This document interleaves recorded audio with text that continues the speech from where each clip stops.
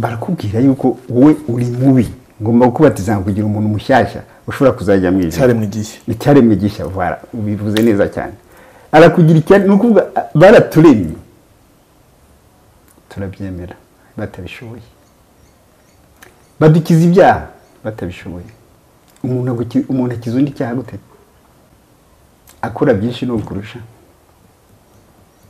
urumva Afurika hano yaguye bizanatugora kuyikurayo aho hantu niho abagikoze escroquerie utabona uko karifiya nta dini na rimwe Yesu yigeze agira rero iyo tuvuga ibyo ni ugutandukanya idini n'Imana kuko idini n'Imana ntacyo bipfana iyo idini n'Imana byagera icyo bipfana haba ari idini rimwe simbona rero uwo muntu ushobora kwibaza yuko kuvuga ko Imana n'idini bitandukanye wavuga ngo umuntu arengereye ngo niyobera itagatifu noneho icyo kintu bita gitagatifu bakwiye no kudasubira kugiha agaciro kuko n'intambara zitwa ntagatifu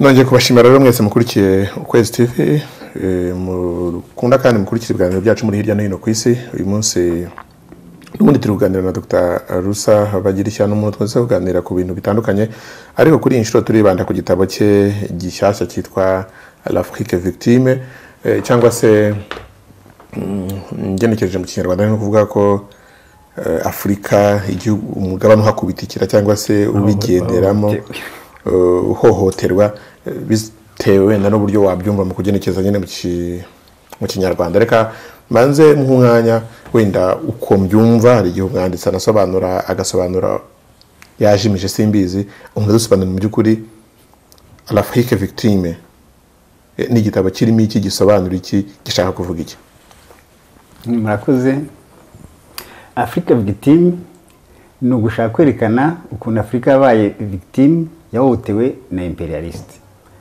iyo mvuze imperialiste mwamumva ko mvuze ko nirwanya paraporo ya Oriya ya Chine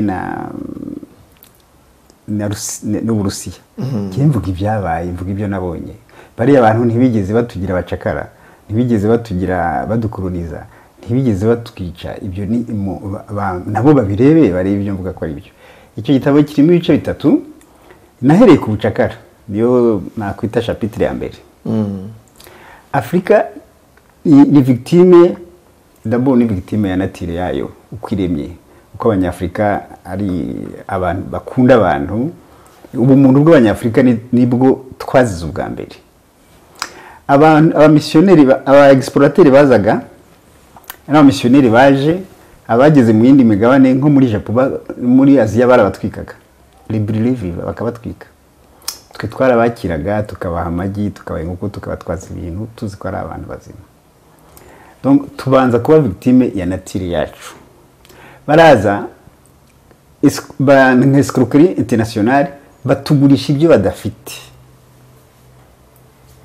baratugurisha bagura umuntu bwacu batugurisha ibyo badafite sinzi ko mu byumva batugurisha Imana batagira kuko Imana si yawo Imana yacu twese ariko twarayibuze gute twabuze Imana gute noneze ntituyishyura se niba ushobora gufata iminsi ingahe ujya gusenga utanga amaturo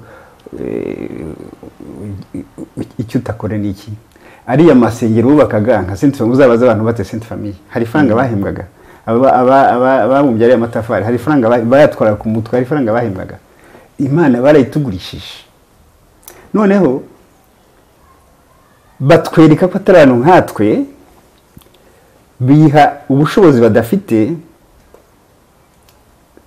tubabona nk'atarabano nkatwe kuko niba umuntu ashobora kukubwira yuko araguhindura uri mubi arakugira mushya arahindura natiri yawe urwanye kamere yawe nimbi ndakora ukuntu ubona indi kamere nziza izatuma ujya mu ijuru ukatangira kwirwanya wowe ubwawe urarwanya natire yawe kandi bishoboka ubwo ni nka gute kugira ngo byumve neza none se wowe uri umuntu w'isi kamere yawe bakubwira ko kamere yawe ari mbi niba murabivuga iyo umuntu araka ngo ni kamere kurakara ni kamere gute natire yawe no kurakara sinzi ko mu byumva ukuntu bigenda na adrenaline zizamuka mu maraso none uzabihindura gute impyiko uzazikuramo barakubwira yuko wowe uri mubi ngomba gukubatiza kugira umuntu mushyashya ushobora kuzajya mu ijuru icyaremwe gishya vara ubivuze neza cyane arakugira icyari ni ukuvuga baraturemye turabyemera batabishoboye badukiza ibyaha batabishoboye umuntu akiza undi icyaha gute akora byinshi no kurusha urumva Afurika hano yaguye bizanatugora kuyikurayo aho hantu niho abakoze escroquerie utabona uko karifiya kuko mbere abantu ibyo bahereyeho kuko iyo umuntu amaze kumugira gutyo umukoresha icyo ushaka ntabakiriwe ntabakiriwe aba ari uwawe umuntu wamugize icyaremwe gishya wamubwiye ko ushobora kumukiza ibyaha ukamuha pasiporo imujyana mu ijoro ku isi isi ni mbi isi ni mbi ntukabe uw'isi sesa hari akantu nabonye ejo bundi abantu bapostinga kuri WhatsApp ugasanga umupasiteri ari kukubwira ngo ntukiruke ku by'isi kandi ari kwirukanka ajya ku murenge gukurikirana icyangombwa cye cy'ubutaka sesa urumva Afurika ikintu yazize ibyo nta handi wabibona ibyo ndiko nabwo ntabwo yabona muri Chine ntabwo yabona muri Japan ntabwo yabona mu Rusiya urumva iyo umuntu yamaze kugira gutyo icyo ubushigaje ni iki buri mubi yakugize mwiza iyi si ni mbi iyo niho hambere Afurika yaguye ubwa kabiri Afurika iba victime yuko reka mbere ko turenga ko cyo cy'amadini iyo turebye ibihugu bifite civilisation sinzi uburyo nasobanura mu Kinyarwanda ariko cyangwa se bifite umuco na gakondo yabyo iyo mu myaka yashize usanga ibihugu byabo abaturage bazi ko bimaze imyaka myinshi ibihugu byinshi byo muri Afurika abanyafurika benshi bazi ko bimaze imyaka 2000 turi mu 2000 Afurika imaze imyaka 2000 abenshi niko babizi ariko nsanga bifite ishingiro umuntu umwe w'umunyamahanga wo muri Aziya w'umushinwa twaganiriye ambwira ukuntu abanyafurika turi ibicucu turi abakristo yasobanuye ukuntu ikintu bashingiraho arambwira ati mwebwe mushingira ku bintu byo kwemera umuntu ngo umaze imyaka 2000 abayeho ariyo muntu mugomba gushingiraho amateka yanyu muri Afurika muzika ariho ahera amurugero rw'ikintu bita Great Wall of China n'urukuta ruri mu mujyi wa Beijing yego bakwereka ko n'urwo mu myaka ibihumbi byinshi ngira avanje zikiri mu descent yego bakwereka ko ni ibintu bihari ugenda ukabona ni ibintu rukuta kuri dynasty Qing yego tugenda ukabona ko ari urukuta rwubatswe mu buhanga kandi mbese bafite n'ibintu n'ibikorwa remezo n'iki bya kera cyane mu myaka irenga 2000 ishize ngo ni gute nzemera umuntu ntazi numvise gutyo mu myaka 2000 kandi twebwe dufite abantu n'ibikorwa remezo byubatswe hano dufite tubona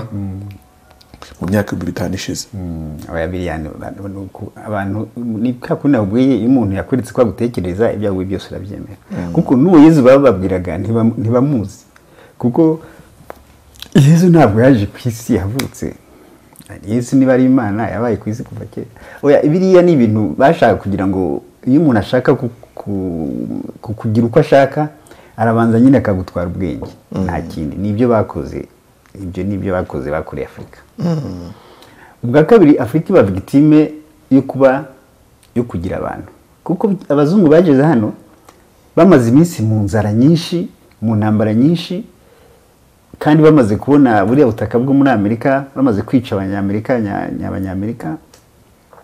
abanyamerika bahasanze bakeneye abantu bajya guhingayo bo ntibari kubona abasore n'abagabo bafite imbaraga zo kujya guhinga hariya baza muri Afurika yari ituwe ntibakubwira aho bajyanye ariko umugore wa Anta Diop ni n'umumetisi umudemographe we yakoze recherche asanga Afurika yatakaje miliyoni 600 kuko ariya mato yagendaga 50% barapfaga bagwaga mu mazi bagera no gufata umuntu hano baramaza bakica abandi batanu bagize ntariya muri plantation barabicaga benshi barapfaga benshi no kubafata nabi Afurika iba victime yo kuba yari puissance démographique, ni ukuvuga yari ifite abaturage benshi, isigara na miliyoni 200 gusa. Barangiza bakubwira ngo bazanye imiti, ngo bazanye inkingo. Icyo gihe ko batari bahagera, abo bantu bagize ubuzima bwiza gute nta nkingo nta n'imiti? Harimo abantu bavuga ngo isi ko Afurika itari kure urukingo, itari kure imiti. Abo bazungu bataraza, Afurika bariho, babayeho neza cyane. Bavuzaga imiti yabo pharmacopée, imiti gakondo. Ahubwo abazungu baziye bashatse gufrena ubushakashatsi bw'Abanyafurika kugira ngo babone bacuruza imiti yabo. Noneho bazana n'indwara Abanyafurika batamenyereye, utashobora gukorera umuti w'iyo ndwara n'ibiwanyu, ariko Abanyafurika bari capable kwikorera imiti. N'uyu munsi babaretse, nzi yuko hari imiti bakwikorera tutiriwe turya ibyorezo byabo. Tugira ubucakara, baragenda barabakoresha imyaka 400 bakorera imperialiste. Niho ubukungu bwabo bwavuye, niho batangiye kugira ama industry, babikuye muri production nini yavuye mu baturage bacu, mu Banyafurika.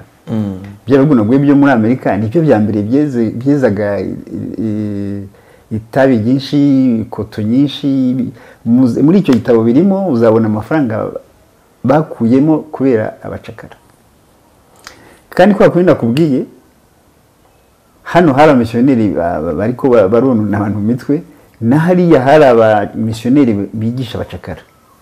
Bakabwira ati niko Imana yabigennye, mugomba gukorera abazungu, ati mwebwe muri amaritiri, ubuzima bwanyu nk'ubwa Yesu.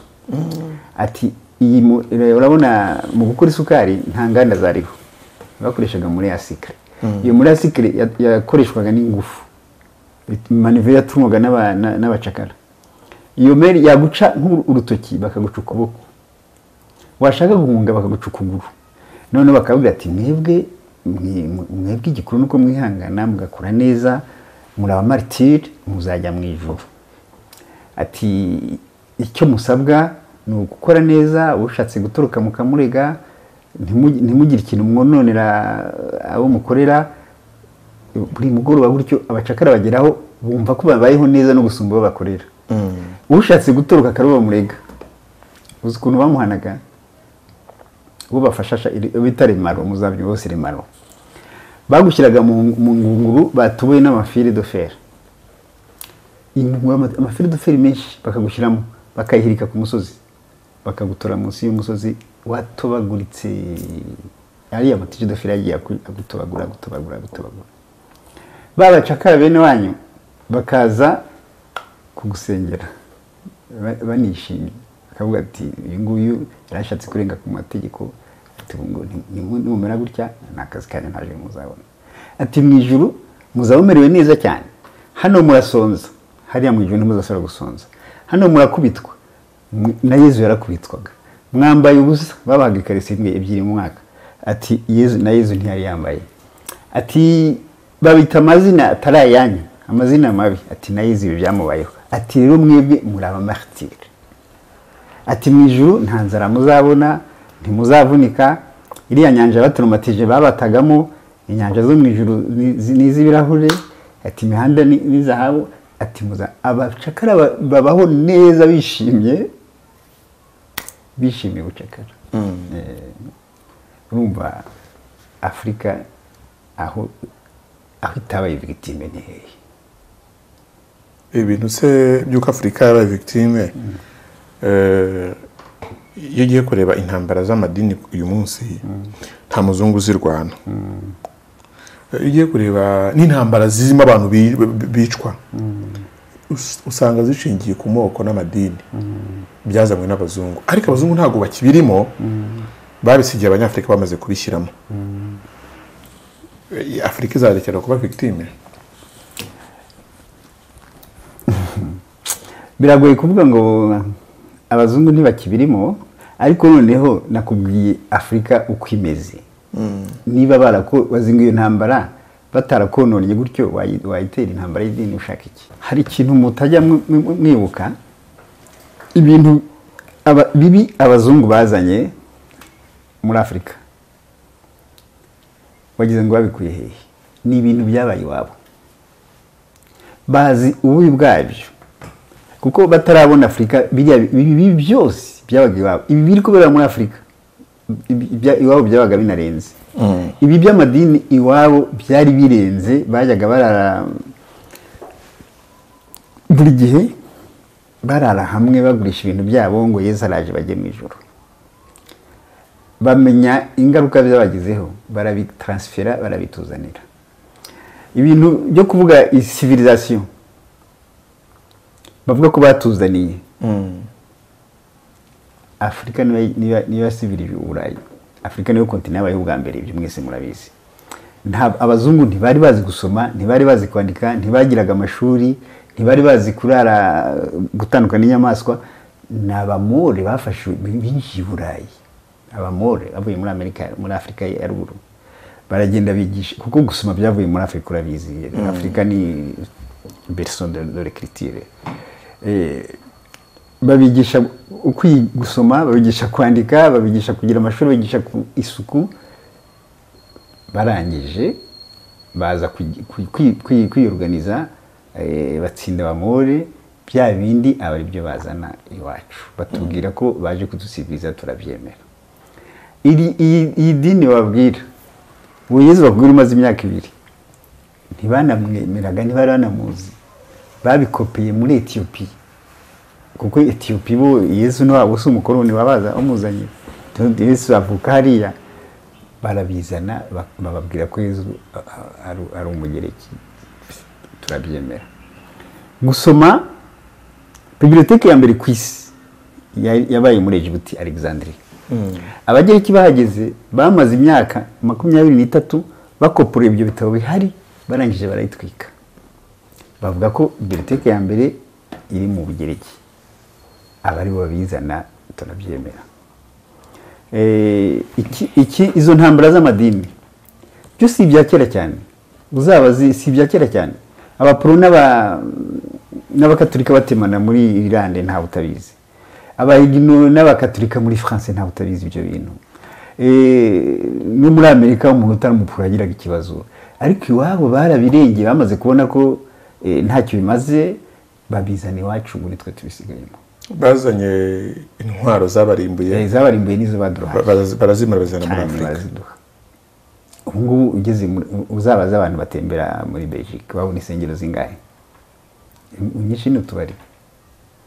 Donc bari abantu tukiri kuri icyo, ubu turacyafite societe y'Abanyarwanda benshi. Iyo utangiye kubumvisha yuko buri ibintu bakubwira mu rusengero, ujye utekereza, hari ibyo bakubeshya, wababwira ibintu n'ibi biriya ntibyabayeho, ni iki wajya kubasobanurira. Icyo mpfa n'abantu bize umara kwiga, ugahita utangira guhakana Imana, bakanakugendera kure ati uriya icyo dupfa n'abana bacu bajya kwiga, amara kwiga bakamushyiramo guhakana Imana.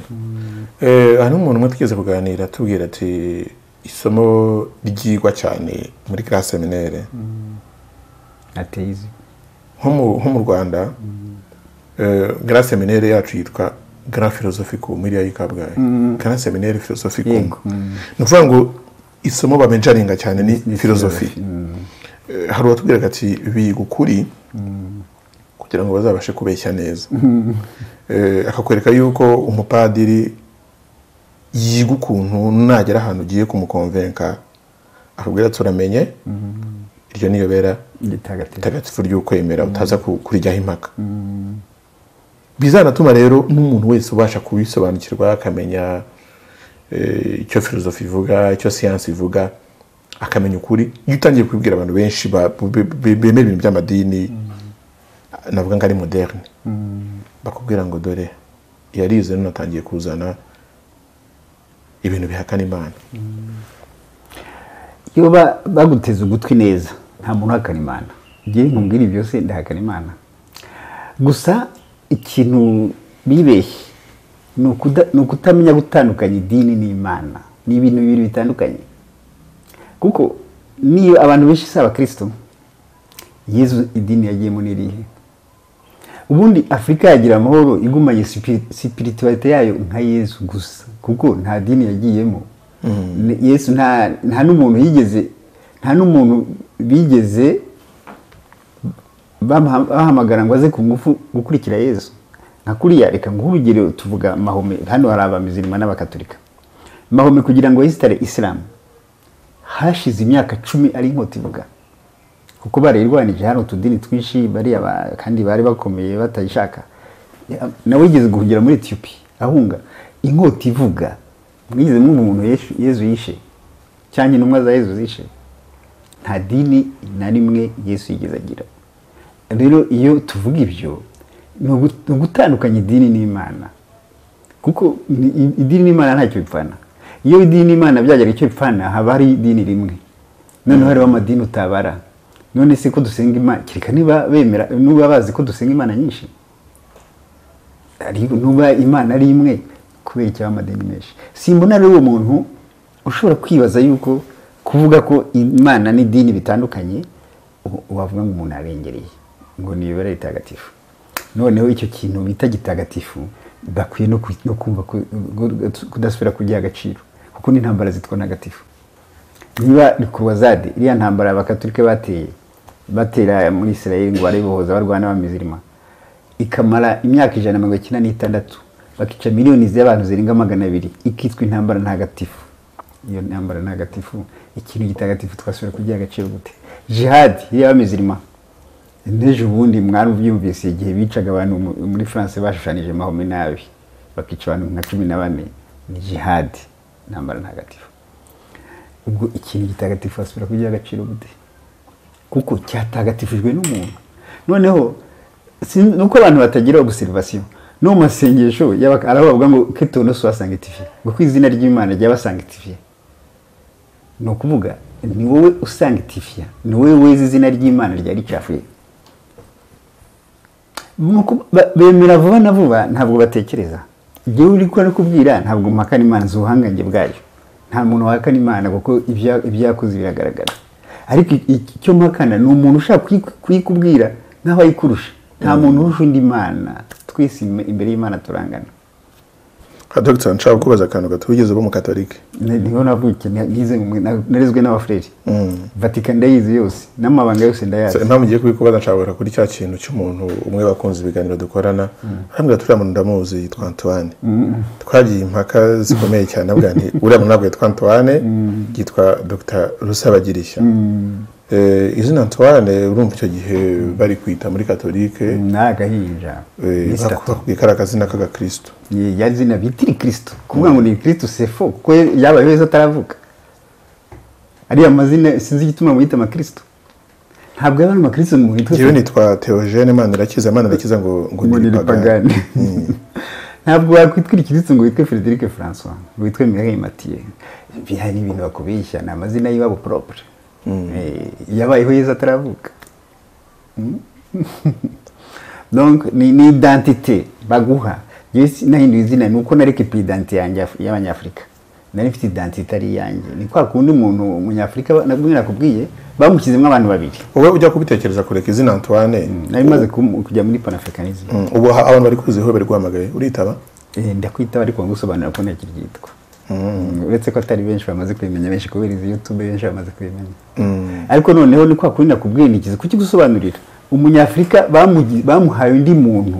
Ubu dufite intambara muri twebwe, urarwana nawe ukuri ugashaka kuba uwo bakuremeyemo kandi nawe utamushyikira.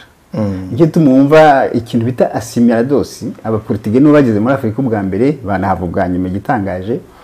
Bafataga abana batoya bakabajyana iwabo bakabigisha igipolitike, bakabatiza, bakabigisha n'imbunda, bakabagarura muri Afrika bitwa ko batakiri nk'abanyafrika, bagafata imyanya muri Afrika y'ubuyobozi bakabagurishaho abacakara. Icyo gituma abazungu ni ya system bitaga assimilation. Umukoroni yakwigishaga akanagutoza imico n'imyumvire y'Iwabo. Ngira ngo mu bihugu n'ubundi byakonejwe na Portugal, iyo giye nka za Rwanda, mu rwa mukuru wa Angola, ururimi bakoresha n'igipolitike. N'igipolitike hose none na za Guinea Bissau, ibyo bakurutije bagize na Brazzaville, plutôt na Brazil. Na kuri ya president wa uri wavuyeho Dos Santos. Urumva ni igipolitike. Na Brazil no.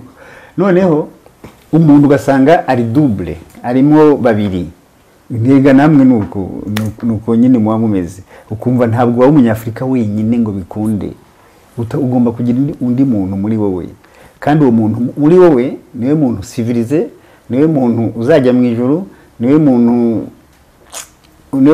utari udafite kamere mbi urumva wowe wamaze kwiyanga wangane na Afurika ubaho n'isi Afurika ni isi sesa ugomba gukunda uwo muntu wundi ni passport izakujyana mu ijuru uriya wawe ni kamere ni wisi niyo si sesa niyo objectif kandi bayigezeho nanjye ibyo bintu byanabibayemo ibyo nabibayemo nabaye mu padiri cyane nabaye mu bafrere cyane n'ejo nagiye kubasura tuganira twibukiranye ibyabo amabanga ya Vatican menshi ibyo twita idini umenye ibintu bikorwa Vatican nta nubwo wasubira kuvuga ikintu na kimwe kabisa umaze kubona nk'ukuntu baruzira mu Papa Jean Paul amaze iminsi 33 kubera ibintu ashaka gushyira hanze baramuroga ijoro rimwe arapfa urabona hari ceremony bakora iyo papa agiye ku meza bagiye kuryama hari ababikira abantu b'abakobwa bahaba yari mu Espanyol umuntu niwe washyize uburozi muri kafe yanywaga baruga papa yes ijoro rimwe arapfa hari igitabo birimo cyitwa Nododien ntabwo ubwo bakibona nanjye nigende yagisubije nyine n'umupadiri nagiye muri bibliothèque ya provinciale mu frère yitwaga Munyarashoka je nari mfite urufunguzo nigiye najyaga nari mfite urufunguzo kugiwe ndagitora saa 7 y'ijoro ndarangisoma buracya hari byinshi amabanga ya Vatican menshi aha amabanga ya Vatican menshi ni gute umupadiri ajya imbere akajya kuri altari akabwira abakristo ikinyoma kandi ukuri akubitse ahantu mu kabati mu gitabo akuze umvisha ibyo se ibintu bisanzwe ibyo ni ibintu bisanzwe bibaho haba muri religion no muri politique ibyo ni ibintu bisanzwe ndashobora kubwira abantu nkabizeza ibi nibi kandi nzi yuko bidashoboka none se nakubwiye ko baje batwigiraho batugurisha ibintu badafite batugurisha ijuru turarigura batubwira ko bakiza ibyaha turabibabwira tukumva ko twabikize nta bushobozi na buke bafite kuko nikituma Yesu atandukanye na ziriya ntumwa zindi Mahome yari intumwa ntigeze akiza ibyaha Buddha ntigeze akiza ibyaha Yesu nyine wakizaga ibyaha kuko Yesu yari Imana nariko bariya bigize Imana turabyemera tujya kubicuza ibyaha kandi bakora n'ibiruti byacu none se papa barogaga papa nitwa Vicariat ni service Yesu ntibamuroze se gusa nyuma iyo ekipe yose ngo ntiyasubiye kuboneka yakoze operation reka twigarukiye ku gitabo l'Afrique victime ibyo nibike twavugaga bene mu bigikubiyemo cyangwa se ibyo garagaza iyo ni chapitre ya mbere chapitre ya kabiri ni colonisation bigoye uretse izina bahinduye biragoye kwitandukanya na esclavage aho ndazi ko mutabyumva colonisation na esclavage ntabwo bitandukanye ubukoroni n'ubucakara bitandukanye gute reka musobanurire bakeneye abacakara kugira ngo begexploit ubutaka bwo muri Amerika banda imyaka 400 birarangiye production irangiye iraho no bakeneye bageze ku indi phase y'ama industrie bakeneye matière première bakeneye abacakara atari muri Amerika ko matière première muri Afrika urabyumva noneho baza kubagira abacakara muri Afrika bakoraga ari amashome de fer barahembwaga imihanda barahembwaga kucukura amazabo barahembwaga bari abacakara muri Afrika ubwo se bitandukaniye he reba Kongosia uza nuko utaragera Brazzaville Pointe Noire hari chemin de fer iva Brazzaville kagera Pointe Noire ku Russia ibirometero 800 na bayikoreye ubuntu abantu bayikoreraga ubuntu hafi 30 kubera inzara mwese ubucakara butaniye ubwo colonisation n'ubucakara bitaniye ibyo byangora kumbwira ko bitandukanye gusa aho bitandukaniye naho bwakorewe. Ubwa mbere bwakorewe muri Amerika, noneho ntibugikeneye muri Amerika kuko nabwo ko bana bagaruye bazanye Liberia na Syria nuko batashoboye kubagarura bose, harimo ubundi bashaka kubagarura bose bakabagarura. Noneho ubu icyatumye batanabagarura bose nuko muri Afrika harakira abandi. Iyo biza kuba nk'igitangaza muri Afrika akaba nta bagihari baba baragaruye bariye avec les mêmes moyens nuko babajyanye barabagaruye kuriya bakaba bacakara hano muri Afrika. Donc bitandukaniye mu mbare mu mbira bitandukaniye.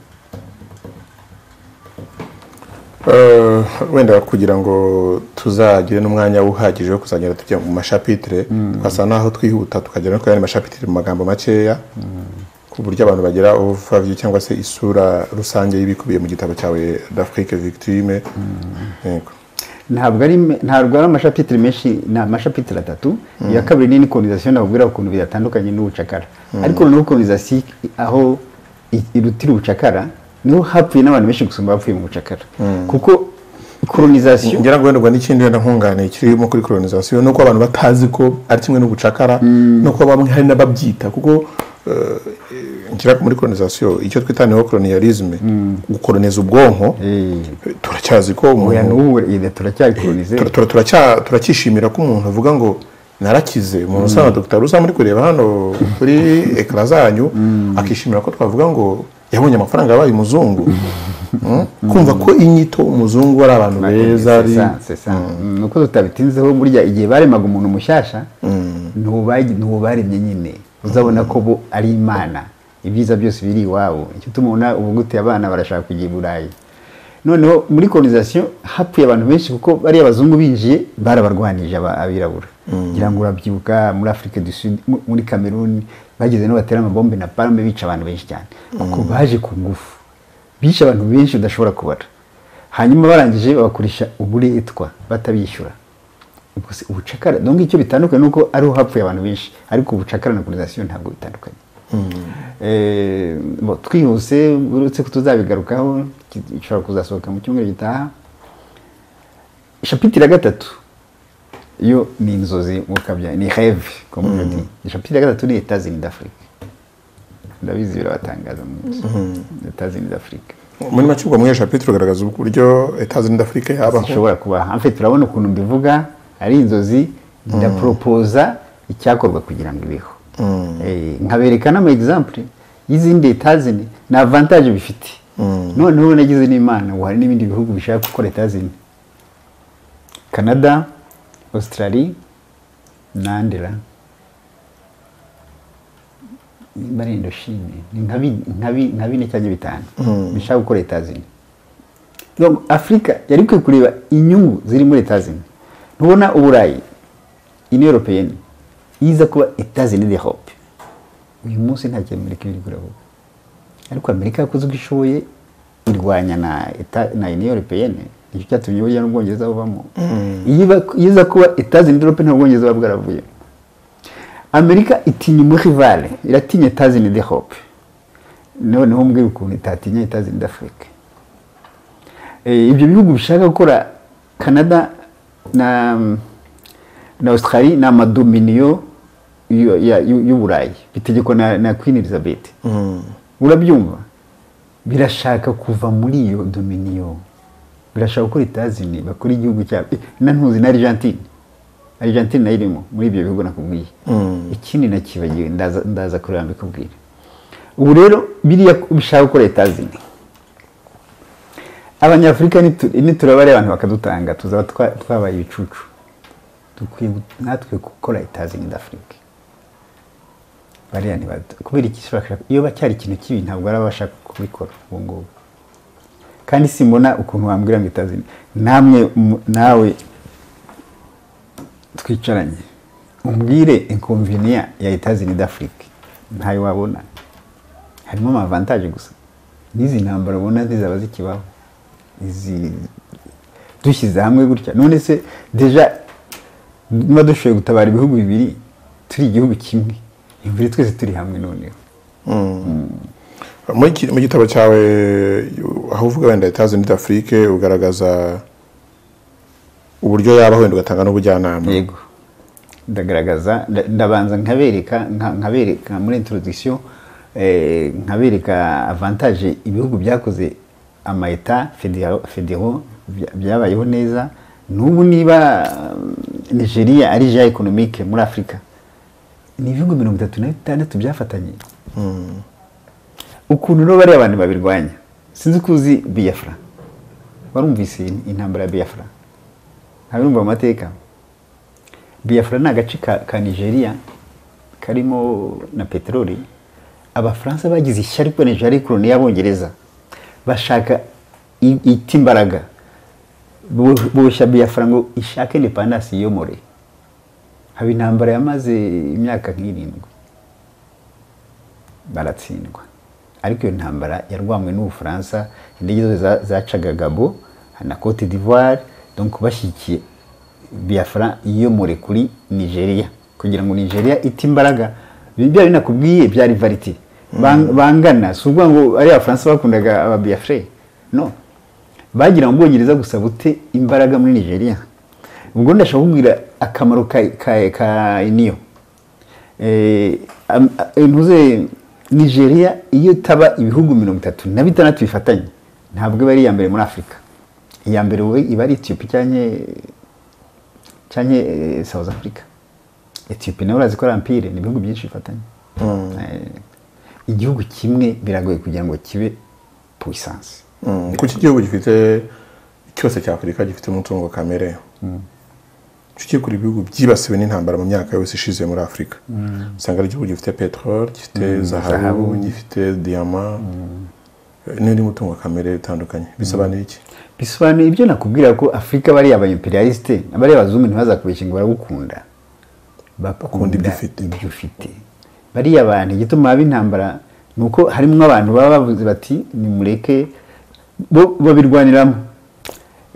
Nka Mobutu uziko abanje kuba yari y'Ababirigi d'abord, hanyuma abandi bazungu bagira ishyari bamuca ku ruhande nabo binjiramo Abadage, noneho n'Abanyamerika bazamo, noneho Abanyamerika baza kurusha imbaraga Ababirigi kurya Ababirigi bagezeho bagasigarana Katanga gusa.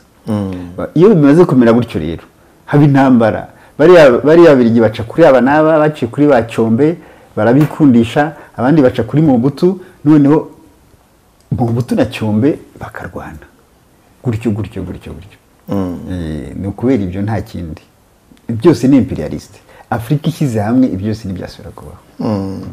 Iyo turi kuvuga ku bijyanye n'ibitabo, gusa twavuze kuri cya gitabo cyawe Imperialisme Synode de l'Afrique. Yego, abantu benshi bagiye batubaza ahantu gishobora kuboneka. Iki gitabo cyawe numvise ibikubiyemo, twagiye tuvuga amahushuka tutinjira cyane muri content ya buri kimwe tugisesengure. Bizaba byiza ko utaha nzajya nanakubaza narasomyeho ibikubiye muri chapitre kugira ngo turusheho kugisobanukirwa. Ariko kandi hari umuntu dukurikiye ashobora kuba yifuza kuzabona iki gitabo cyamaze kugera ku isoko. Niba kiri ku isoko kiri hehe? Ntabwo kirahagera, kirasohoka mu cyumweru gitaha, ariko ahantu nkunda kubishyira ubwa mbere ni mu Kirezi, librairie Kirezi.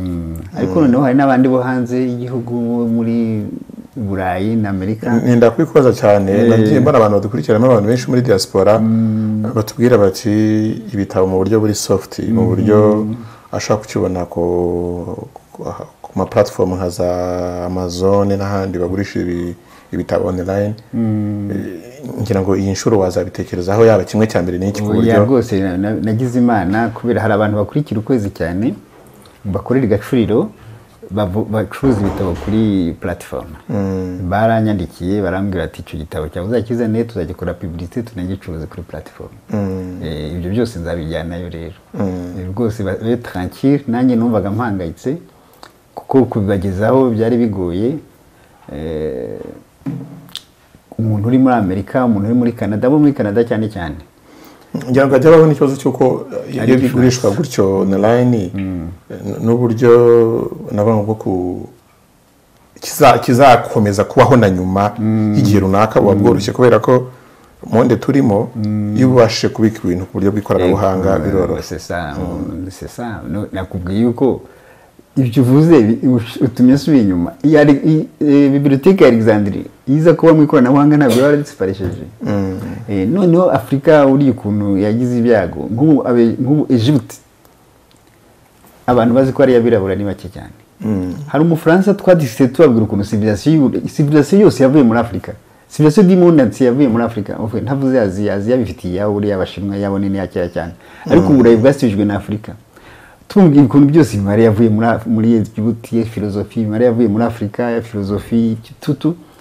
Umufaransa umwe bari abajena ukuntu badasoma cyane batari cultivé, abo ngo Djibouti ntabwo ari Afrika. Mbese iri ngo na accident géographique. Donc ikiza kuko ifite babona ibarusha ikintu bavuga ko atari Afrika. Ariko ubundi na Afrika y'abirabura ba Farawo bari barabirabura ba Moise barabirabura ubarusha inzobe. Ariko tuvuze nk'ubufarawo mu bijyanye n'amadini, Farawo bisobanura umugome, umwicanyi, umuntu wakiza abanyesirayeli mu buretwa, niyo sura usanga barambitse Farawo. No, bari abantu basoma babwirwa ibintu batabizi. Uza usomye histoire ya Egypte, ntabwo Egypte yigeze igira abacakara n'umunsi n'umwe. Barabesere Israel yari province ya Egypte nabagiye kibayikase. Bari kugira abacakara binabo gute? Egypte ntihagiraga prison, ntihagiraga gute. Gusa muri Egypte muri droit yaho nk'ubu nkwishe. Nabago oblige yo gukorera umuryango usize. Nicyo gihano bampaga. Umuryango abana bawe nkabarera, abanjye ku ruhande nkarera abana bawe. Icyo gihe nakoraga mu masambu yawe. Donc nagomye kwitwa nk'umucakara, ariko nabaga ndiko ndari ibyo nakoze. Nuko byari kurenza ko nta prizo bagiraga, nta prizo zabagaho, nta guillotine ntibicaga abantu. Ibyo bintu ntabwo byabagaho muri Afrika. So reka ngushimire Dr. Rusabagirishya ku mwanya waduhaye ndetse n'ibitekerezo bitandukanye wagiye dusangiza. Reka nshimire by'umwihariko abantu bakunda ibiganiro bitandukanye tugirana n'abakunda ibiganiro bya Kwezi TV muri rusange. Navuga ngo ibiganiro byacu byo tugenda tugirana ku ngingo zitandukanye bizagenda bikunda kugaruka mu bihe bitandukanye. Nakwifuriza ibihe byiza no gukomeza kubona umwanya n'ubushobozi bwo kuducukumburira ubwo bumenyi, natwe tusiga tuganira kugira ngo turusheho kubusangiza abanyarwanda batandukanye bari mu Rwanda n'abari hirya no hino ku isi mu bihugu bitandukanye. Murakoze cyane, nanjye ndabashimiye kuko ntacyo byaba bimaze kugira ngo umenye ibintu wo kubiha bene wanyu, kubisangiza bene wanyu. Ubundi ibyo twagiye tuzira ni ukutamenya ibintu byinshi. Uko tumenya ibyatwishe niko dushobora no kubyikuramo. Namwe murakoze, namwe murakora akazi keza kusangiza kumenyesha ibyo bintu, kandi nuko Afrika ishobora kuzakira nta kundi.